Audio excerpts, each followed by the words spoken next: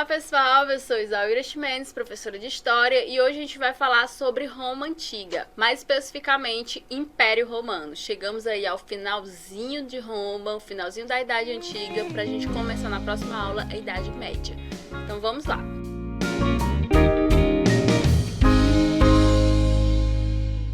Então, gente, vamos falar um pouquinho de Império Romano. O Império Romano, ele vai de 27 a.C. até 476 depois de Cristo, quando vai romper aí, vai cair o Império Romano. O Império Romano, ele é um período tão extenso que a gente vai dividir ele entre Alto Império e Baixo Império. O Alto Império aí vai ser esse início, que a gente vai ter a ascensão aí do Otávio Augusto ao poder. Ele vai assumir em 27 a.C. e ele vai manter de início aí a figura do Senado, dos cônsules, os símbolos republicanos, mas ele vai ser agraciado pelo próprio exército com o título de imperador. Então ele vai ser clamado como Augusto, que é um título reservado a deuses. Então ele vai ser aclamado aí como um deus, a representação de deuses na Terra. Então durante 4 décadas o governo do Augusto, ele vai destituir aí o cargo do Senado, ele vai começar a destituir alguns senadores corruptos, né? Ele vai perdoar algumas dívidas, ele vai criar um tribunal de pequenas causas, ele vai distribuir alimentos, dinheiro em épocas de crise para poder manter aí para poder manter aí o seu status, para que não tenha muitas revoltas. Só que ele vai morrer em 14 depois de Cristo e o exército nesse momento já tem ganhado muito poder. Quando a gente já havia falado lá no finalzinho da República, o exército já estava ganhando muito poder e a gente estava vendo o exército expandindo muito. E a gente falou até de uma mudança social. Aqui dentro do Império a gente vai ter essa mudança social. Dentro dos patrícios a gente vai ter uma nova divisão. Os mais importantes, eles vão ser chamados de senatores. Os senatores, eles vão ser um status assim, um pouco acima dos equestres. Os equestres também vão ser patrícios, mas eles vão ter essa divisão interna só para mostrar quem é melhor que o outro. Como eu já falei, aqui é uma sociedade em que eles se importam muito com essa questão do status social. Dentre os outros, sendo patrício já tá bom demais. Abaixo deles a gente vai ter os comerciantes, que mesmo não sendo bem visto, pelo menos era alguma coisa. Porque a gente tinha abaixo dos comerciantes os plebeus, que eles eram considerados também inferiores aos olhos da sociedade, tanto quanto os escravos. Então, aqui o modo de produção que a gente vai ter, um modo de produção escravistas, que vai viver a base da escravidão, e a repressão contra os plebeus vai aumentar ainda mais aqui no período do Império. Então a gente vai ter uma política que vai ser desenvolvida nesse império, que vai se tornar bastante conhecida, até os políticos de hoje vão começar a utilizar, que é uma política do pão e circo. No que é que se baseia a política do pão e circo? Nada mais é do que antes que a plebe se revolte contra esses imperadores, eles vão começar a dar motivos para que elas não precisem se revoltar. Então meio que ludibriar. Se o povo tem fome e eles não conseguem pensar porque tem fome, as revoltas basicamente eram em busca de pão, então eles vão distribuir pão a essas pessoas. E circo para distrair. Circo que não é o circo específico que a gente conhece hoje, não. São espetáculos, teatros ou mesmo lutas similares ao que acontecia dentro do Coliseu, mas não é no Coliseu porque a gente só vai ter o Coliseu em 73, se eu não me engano, depois de Cristo. Então a gente vai trazer eles vão trazer alguns espetáculos aí para desenvolver essa política do pão e circo. As primeiras dinastias aí que a gente vai ter, primeiramente após a morte do rei Augusto, a gente vai ter a dinastia também do Tibério, a gente vai ter também que vão governar o império, mesmo com muitas perseguições, a gente vai perceber que esse vai ser um período de assassinatos e conspirações, porque é um período que tem muito escravo. Se uma sociedade tem mais escravo do que pessoas livres, é óbvio que essas pessoas livres elas estão sempre atentas, porque a qualquer momento pode ter uma revolta. Então aqui a gente vai ter um período de muitas conspirações e assassinatos. A gente vai ter um personagem também que vai se tornar muito conhecido, que é o Calígula. Ele vai ser um exemplo aí de gente ruim mesmo, né? Porque ele vai matar muitas pessoas quando ele vai subir ao poder, ele vai confiscar bens, ele vai também conceder, para vocês verem até onde chega a cabeça do ser humano, ele vai conceder uma rareza a seu cavalo. Ele também, o seu sucessor vai ser o Cláudio. Ele vai ser envenenado pela própria esposa, porque a esposa dele vai querer que o seu filho governe, e vai ser, o filho dela é o Nero, aquele que é conhecido por ter tocado fogo em Roma.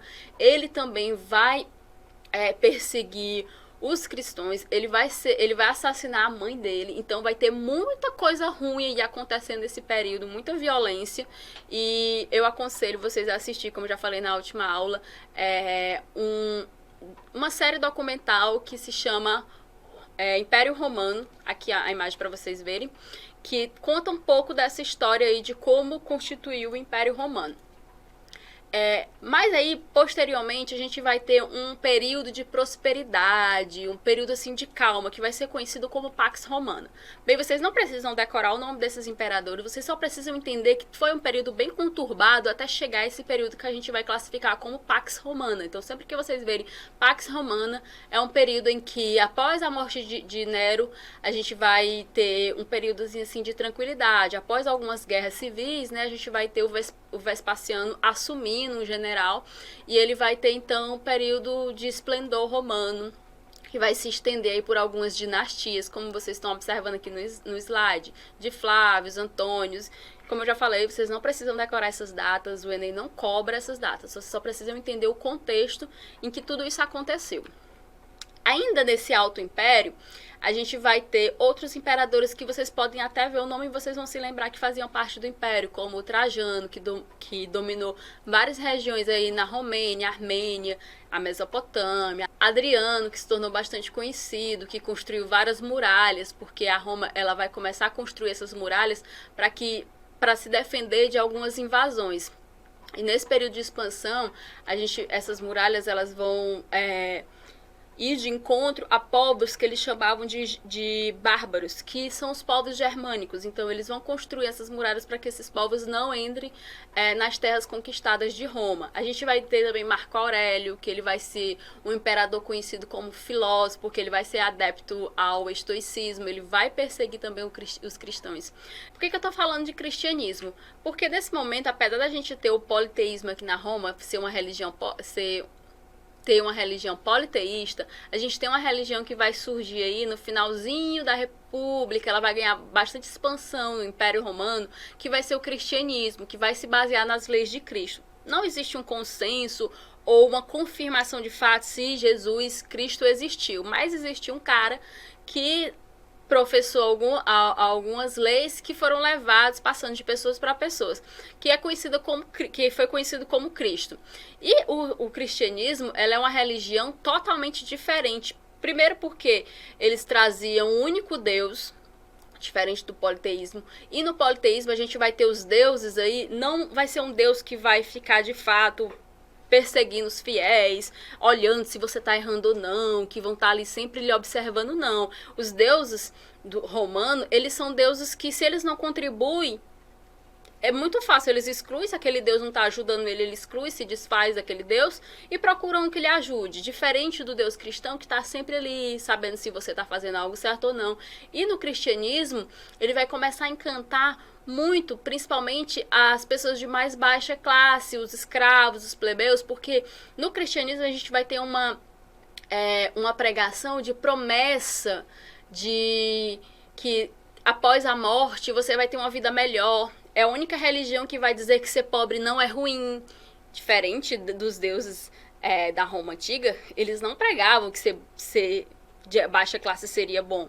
E aqui no cristianismo não, eles vão trazer esse perdão, esse amor ao próximo, essa questão de que se você tiver fé, tudo vai dar certo. Então eles se apegavam muito porque eram pessoas que não tinham muito com que sonhar, na verdade. Então a gente vai ter essa religião crescendo muito nesse espaço.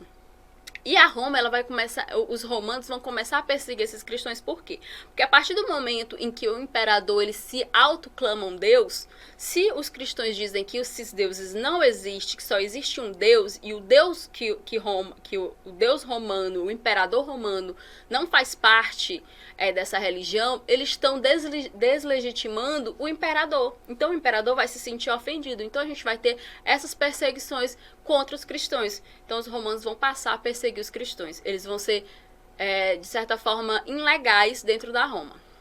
Em 315, a gente vai ter o imperador Constantino, que ele vai fazer o Edito de Milão. O Edito de Milão vai ser uma lei criada para legalizar o cristianismo. Nesse momento, eles vão começar a se colocar um pouco distante a religião do Estado. Então, nesse momento, eles não vão se importar com qual religião as pessoas elas vão acreditar, até porque o cristianismo ele vai chegar a alcançar muitas pessoas, então o Edito de Milão vai trazer como lei principal a legalização do cristianismo, e mais na frente a gente vai ter o imperador se convertendo ao cristianismo. Em 395 vai ter o Edito de Tessalônia. O Edito de Tessalônia vai ser justamente o contrário, vai ser obrigando as pessoas como a única religião verdadeira, vigente, ser a religião cristã. E aí a gente vai ter o inverso acontecendo. Aqueles cristãos que foram perseguidos, eles vão esquecer que foram perseguidos e vão começar a perseguir os politeístas, que são considerados pagãos. Aí a gente vai ter o Baixo Império. O Baixo Império, ele vai começar em 235 até 285, assim, no início. A gente vai ter alguns imperadores, cerca de 26 imperadores, que eles vão morrer nesse período, esse pequeno período de tempo. E desses imperadores, a maioria deles foram assassinados. Na verdade, só um deles morreu de morte natural. Então você já percebe a tensão que esses imperadores eles viviam. Em 287, o imperador Diocleciano ele vai fazer uma divisão política de Roma. Aqui a gente vai ter uma Roma ocidental e uma Roma oriental. Ele vai dividir o território de Roma, e a capital romana do ocidente vai ser a atual Roma, e a do oriente vai ser Bizâncio. Hoje ela é conhecida como Constantinopla, mas quando ela foi dividida era conhecida como Bizâncio. As vitórias nesse período aí do Baixo Império, elas vão diminuir. Não vai ter muito mais o que se conquistar, né? As vitórias vão diminuindo, e com essa diminuição das vitórias, a gente vai ter algumas consequências. Primeiro, a gente vai ter uma crise do escravismo. Porque eles não vão conquistar mais, eles não vão trazer mais escravos. E esses escravos, eles não eram vitalícios, né? Eles eram tratados como objetos, mas eles eram seres humanos e eles não duravam muito tempo. Então, como eles trabalhavam muito e eles não tinham eles tinham uma vida muito curta. Então, eles morriam muito fácil. Então, eles iam morrendo e eles não iam conquistando mais terra para trazer mais escravos. Então, a gente vai ter uma crise aqui do escravismo. E com essa crise do escravismo vai recorrer uma crise administrativa, uma crise financeira, uma crise econômica e uma crise dentro do exército. Vai ter uma crise militar. Por quê? Porque esse exército vai perceber que eles não está sendo muito vantajoso participar do exército, porque eles não estão conquistando, não estão ganhando muito dinheiro.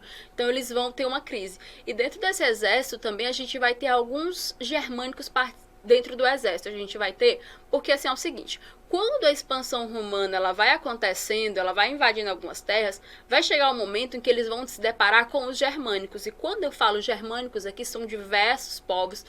O germânico não é um povo só, então dentro dos povos germânicos a gente tem os indo-europeus, a gente tem os anglo-saxões, os saxões é muitos. Então às vezes até um pouco delicado usar essa palavra para denominar um vasto povo, mas a gente acabou se utilizando os germânicos, então ficou muito conhecido como germânicos, e é esse termo que a gente vai utilizar aqui. Então, quando eles se deparam com esses povos, eles entram em acordo em deixar uma parte das terras para eles, mas que se eles fossem invadidos, que eles tomassem de conta das invasões dele, que Roma não ia ter nada a ver. Só que vai chegar um momento em que os hunos, eles vão dominando um pouco das terras onde esses germânicos ficavam, e eles não vão conseguir deter que esses hunos cheguem a esses locais. E em vez deles irem contra os hunos, eles vão preferir invadir Roma, porque Roma já está fragmentada, Roma já está passando por crises financeiras. E aí a gente vai ter também invasões germânicas aí para finalizar. Gente, não foram as invasões germânicas que derrotaram o Império Romano. Como eles já chegaram lá e colocaram tudo abaixo, não quer dizer que não existiu outras possibilidades, outras coisas que possibilitaram isso. Como eu já havia falado, as crises administrativas, financeiras e econômicas que estavam acontecendo possibilitaram que os germânicos pudessem invadir Roma. Aqui, para vocês terem noção, é essa divisão aqui do que é a Roma do Ocidente e a Roma do Oriente. Aqui a gente tem as duas capitais, a capital romana do Ocidente e a capital Constantinopla no Oriente. As invasões germânicas, elas vão acontecer aí por volta de 410. A gente vai ter o Alarico I, que vai ser um visigoto, que ele vai conseguir saquear Roma. O primeiro que vai conseguir, e depois dele a gente vai ter várias outras. Em 455, os vândalos, depois o Odoacro. Esse Odoacro ele vai ser conhecido como o cara que destituiu aí o Rômulo Augusto, que foi o último imperador do Ocidente, que ele destituiu o imperador em 476. E aí a gente vai ter apenas Bizâncio como a capital que vai resistir. Então a gente vai ter a queda do Império Romano, mas vai ser a queda do Império Romano do Ocidente. O Império Romano no Oriente, ele ainda vai perpetuar até 1453, com a invasão de Constantinopla. E aí, com a queda do Império Romano, a gente vai ter o início da Idade Média. E com a queda de Constantinopla, a invasão de Constantinopla, a gente vai ter o início da Idade Moderna, em 1453. Como eu já havia falado, as invasões elas vão iniciar aí por causa dos hunos, né, que eles vão entrar nas terras germânicas, e quando os germanos invadem Roma, começam a invadir todas essas cidades aí da Península Itálica, a gente vai ter a população começando a sair das cidades. As cidades não vão mais se expandir, não vai haver muitas possibilidades de se viver nas cidades, e a população vai começar partindo para os interiores, onde elas vão poder plantar para sobreviver, ou então viver em feudos, que é onde os donos das terras dão parte de suas terras para que essas pessoas plantem para eles e para o dono das terras também. E a gente vai ter o chamado êxodo rural, que é quando as pessoas saem da cidade e vão para a parte rural. Para falar um pouco sobre religião, como eu já havia falado, a religião dos romanos é uma religião politeísta e ela é uma religião totalmente baseada na religião grega. Eu trouxe aqui para vocês mostrando a representação de alguns deuses. Para vocês observarem, a gente tem o deus do vinho, que é o Baco, que ele é similar ao deus Dionísio, deus grego, Diana. Então tem a deusa Vênus, que é a deusa do amor. Então a gente tem vários deuses aqui que são como se diz, a versão romana dos deuses gregos. Então eles se inspiravam muito na religião grega.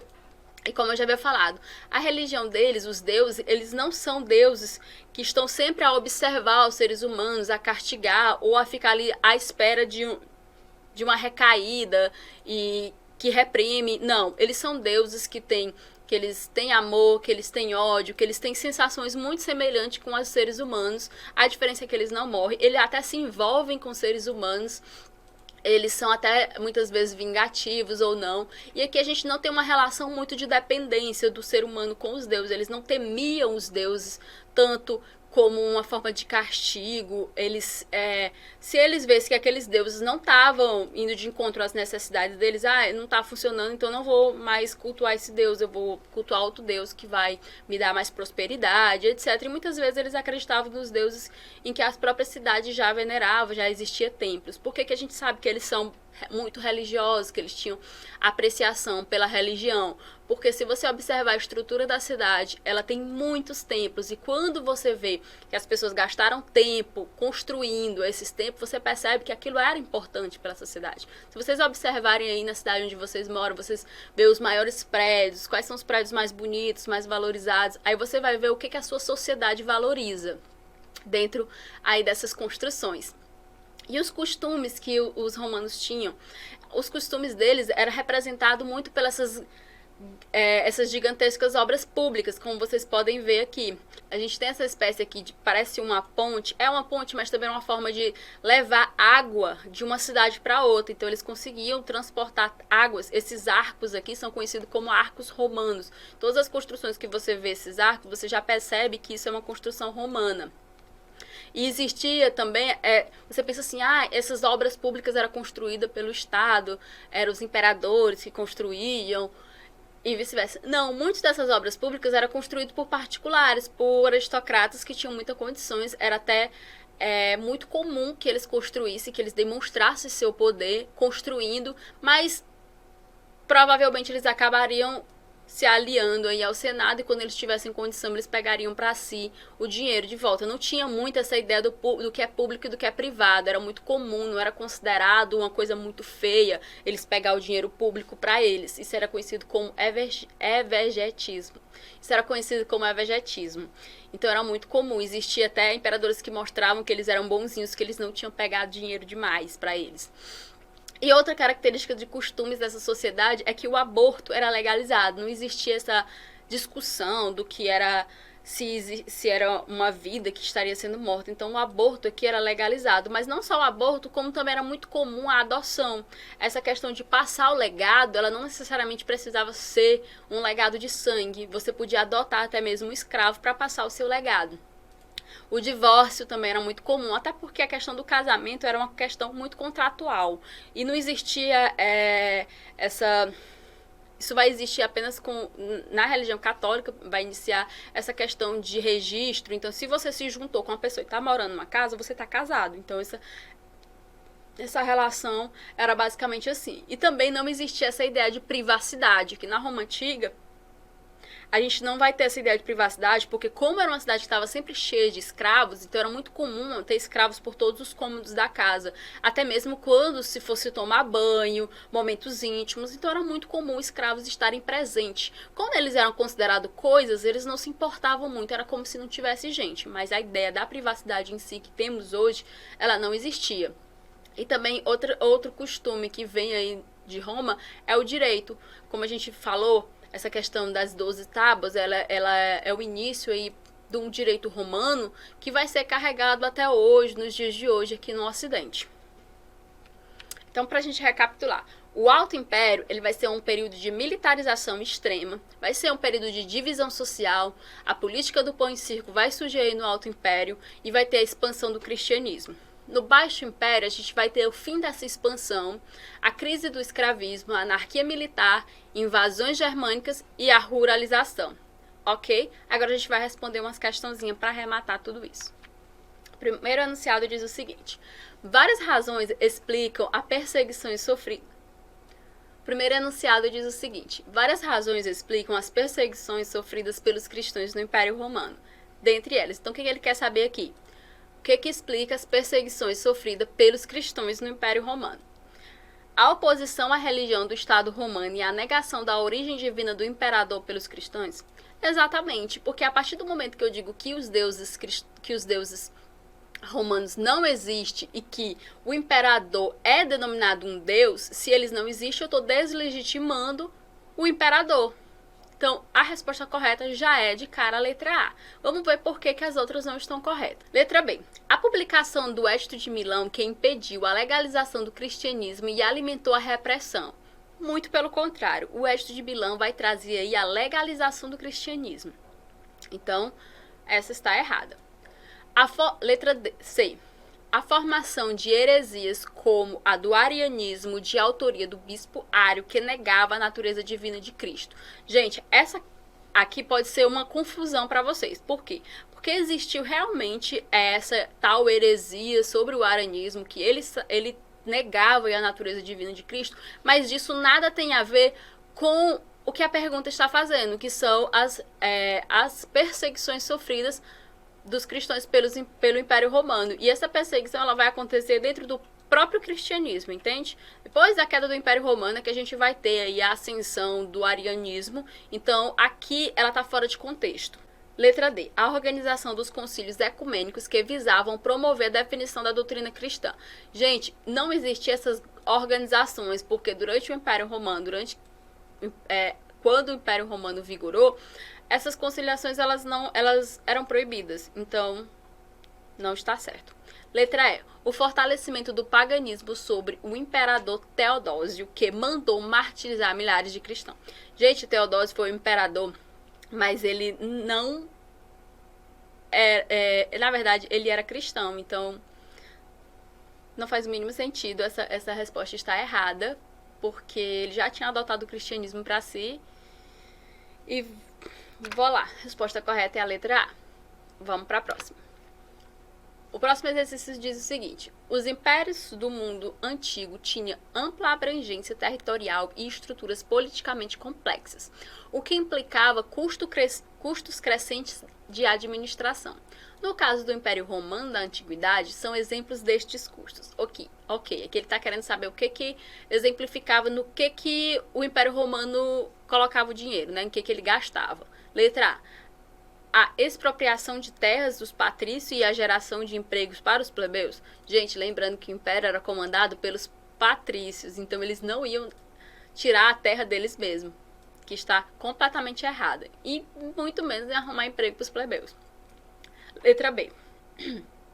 Os investimentos na melhoria dos serviços de assistência e previdência social. Gente, previdência social é uma coisa muito recente. Ela é bem recente, eu acredito que a gente pode até confundir, porque hoje ela está começando a se tornar obsoleta, mas ela não é da época do Império Romano. Então, essa palavra já está fora de contexto. Letra C. As reduções de impostos que tinham a finalidade de evitar revoltas provinciais e rebeliões populares. Em nenhum momento durante o Império existiu essa possibilidade de diminuir o imposto. Eles até trouxeram a política do pão e circo para ver se acalmava os povos, mas não reduziu os impostos para que isso acontecesse. Letra D. Os gastos cotidianos das famílias pobres com alimentação, moradia, educação e saúde. Bem, eles até tinham essa política do pão e circo, eles até entregavam comidas em momentos de crises, mas não era um objetivo da política do Império Romano, não era uma coisa que era acertada para sempre acontecer. Então existia, eles não eram uma obrigatoriedade. Então, essa questão deles utilizar os gastos para ajudar, para alimentar os pobres, não é verdade. A letra E. As despesas militares e a realização de obras públicas e a manutenção das estradas. Corretíssimo. Então, o objetivo dos gastos do Império Romano era as despesas militares, que os militares passou a ser um gasto do Estado, a realização de obras públicas e manutenções de estradas. Corretíssimo. Letra E. Então, gente, é isso. Eu espero que vocês tenham aprendido, que vocês assistam os documentários, que vocês fixem o assunto, dão uma estudadinha, depois vocês vão encontrar as referências aí nos documentários, filmes históricos, que vai ser muito interessante. E até a próxima aula.